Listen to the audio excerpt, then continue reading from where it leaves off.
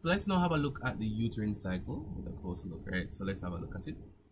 Now, the uterine cycle is also known as the menstrual cycle, right? It's a series of physiological changes that occurs in the uterus over the typical 28-day period. It involves the cyclic growth and shedding of the endometrial lining in response to hormonal fluctuations. Here's a detailed step-by-step rundown of the uterine cycle, right? So the hormone changes at the beginning of the cycle. We know that levels of estrogen and progesterone are low, right? So it is generally the same thing. The endometrium has decreased, the endometrium has shredded, right? In response to the decreased levels of estrogen and progesterone from the previous cycle. We have the proliferative phase from day 6 to day 14 here, but we know that the days are different for different people, the ranges are different, right? What's happening here now is that as the menstrual bleeding subsides, increasing levels of estrogen are secreted by the developing Graafian follicles, and estrogen stimulates the regeneration and thickening of the endometrial lining or the endometrium. So this is why I want to get it out of the way. Progesterone does not do this. It is estrogen which does, and progesterone maintains it. Alright? So in preparation for the embryo implantation, the endometrium becomes highly vascularized and glandular, creating a favorable environment for the embryo implantation. Or we could just call it embryonic implantation, but fine. Right? Ovulation, now what happens to the uterus at ovulation? So midway through the cycle is a surge in luteinizing hormone. So we know it triggers ovulation, the release of the mature or primary oocyte. Right? Mature egg or the primary oocyte. So the physiological event now, ovulation, marks the transition between the proliferative and the secretory phases of the uterine cycle. Right? The released egg travels through the fallopian tube where it may be fertilized by sperm. Now, what's gonna happen, right? What will always happen in the ovary is that the ovarian follicle or the Graafian follicle, right, will actually rupture, right, and then it would actually degrade now into what we'll call a corpus luteum that secretes progesterone and estrogen.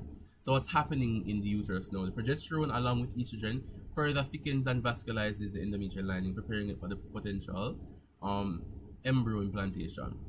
The endometrial glands secrete glycogen-rich fluid, right, providing nutrients for the developing embryo. So, right, you see those fat deposits or lipid deposits that are in the cell itself, the ovum, that the embryo uses while it develops, right? It's for its mitosis before it gets implanted, because when it's now implanted now, it gets that nutrients now directly from the endometrium. Alright, and then after a while the endometrium will develop a vascularized organ called a placenta, and so we're gonna talk about that, right? If fertilization occurs, the embryo implants itself in the thickened endometrium. If it does not, the corpus luteum begins to disintegrate yet again into the corpus albicans, leading to a decline in progesterone and estrogen levels. Alright, menstruation at the beginning of a new cycle. We have the levels of progesterone and estrogen has declined so much that there is now a breakdown of the endometrium, triggering menstruation, right? Marking the start of a new uterine cycle. The menstrual bleeding clears the uterus and sheds the endometrial lining, right? Or sheds the endometrial tissue, and the cycle begins anew with the menstrual phase. Alright? So this is the cycle. Any questions or concerns?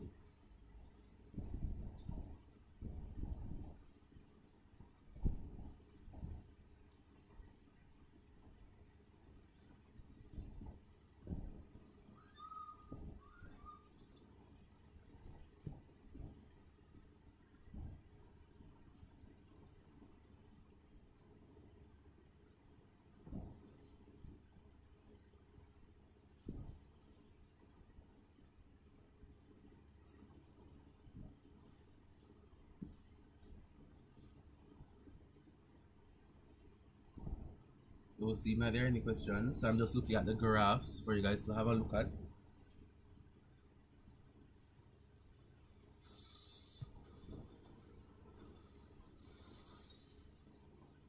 Which cycle is this talking about?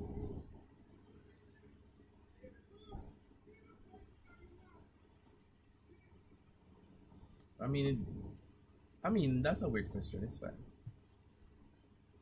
Right now we're looking at this. Now this is just a look at the hormone levels along with the ovarian cycle and and how the endometrium layer changes. Right, the uterine cycle.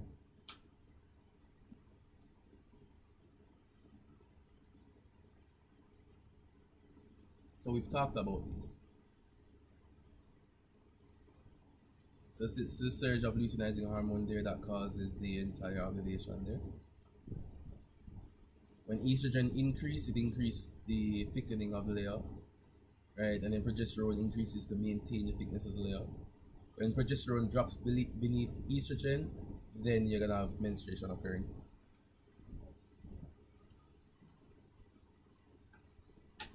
All right. Any questions?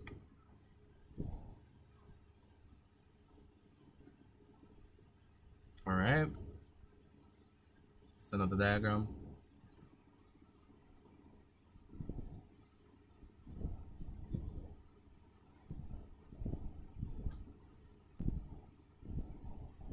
Okay, we're gonna move on. That is it.